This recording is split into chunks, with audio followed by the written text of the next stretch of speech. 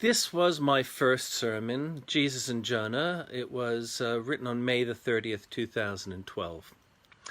I was raised as an atheist, and the myth of Jonah and the whales, as written in Bible, seemed absurd to me.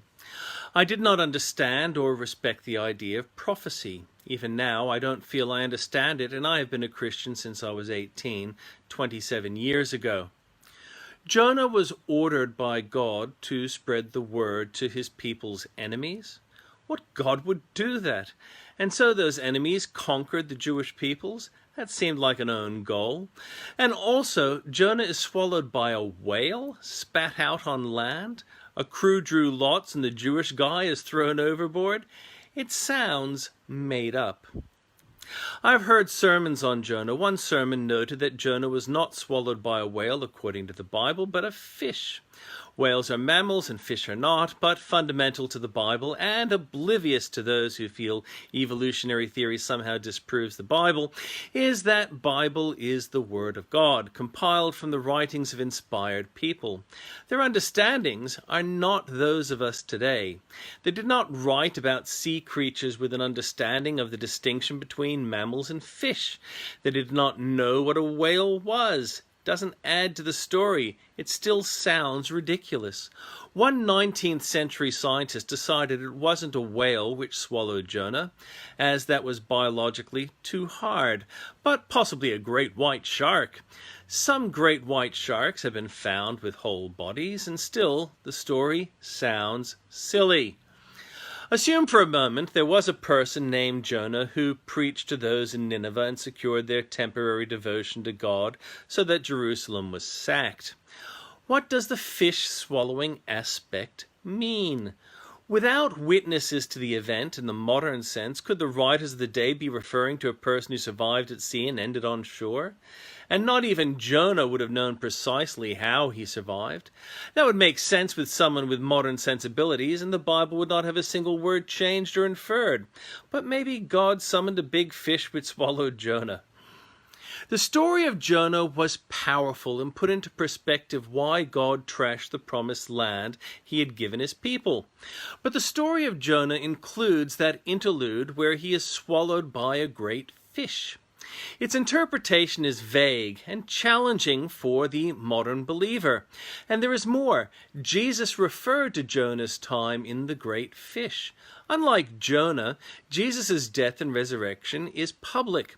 There are witnesses and eyewitness accounts that put what Jesus did beyond doubt. Jesus died after being crucified. Jesus rose from the dead. Put in the proper perspective, why doubt the element of the story of Jonah and the fish?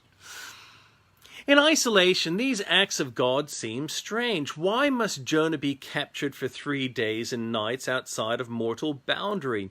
Why would Jesus copy it?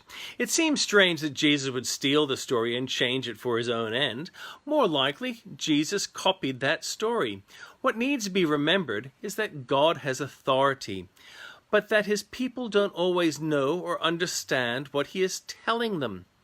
Jonah's claim would not be so profound if the Assyrians didn't trash Israel. Jesus' sacrifice would not have been so meaningful had he not risen after. Jonah did not respond well to God's call. Jesus' disciples didn't understand what Jesus was telling them.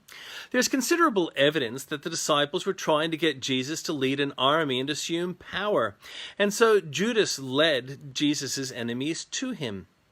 Peter no longer feels safe in his presence and acts as if crucifixion is a loss. Jonah was right to swing the Assyrians into faith in God. Jesus' crucifixion was a crushing victory, but popular feeling didn't color it that way, and both of these acts are colored by the miracle 3 days. Jesus at Gethsemane prays to God that he might find an alternative to his path. He accepts there is no alternative and approaches his mission with great dignity.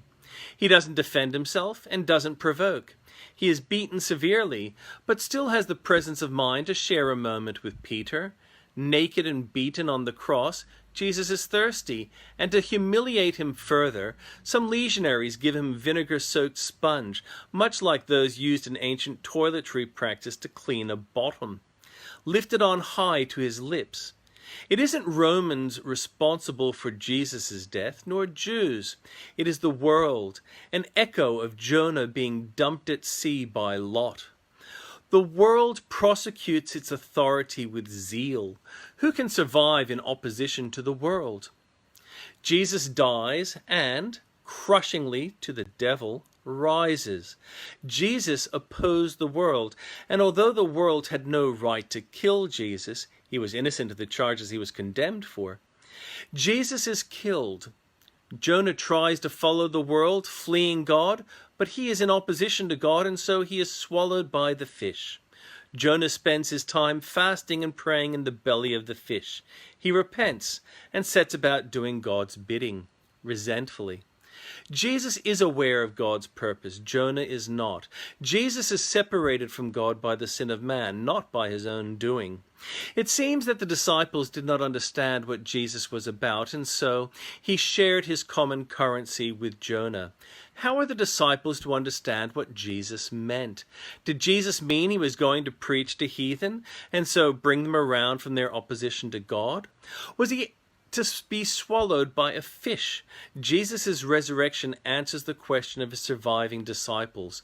And so, early Christians adopted the fish symbol. It suggests the resurrection, and did so some 800 years prior to Jesus' birth. Today there is debate as to what happened to Jonah. Was he swallowed by a fish? Did he die? Was he raised from death to serve God's will? Or was he merely sick and delusional?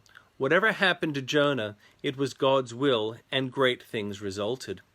When the devil had corrupted Jewish kings and their people's faith, Jonah, as God's instrument, inflamed the faith of others, and so saved Israel from ignominious opposition to God.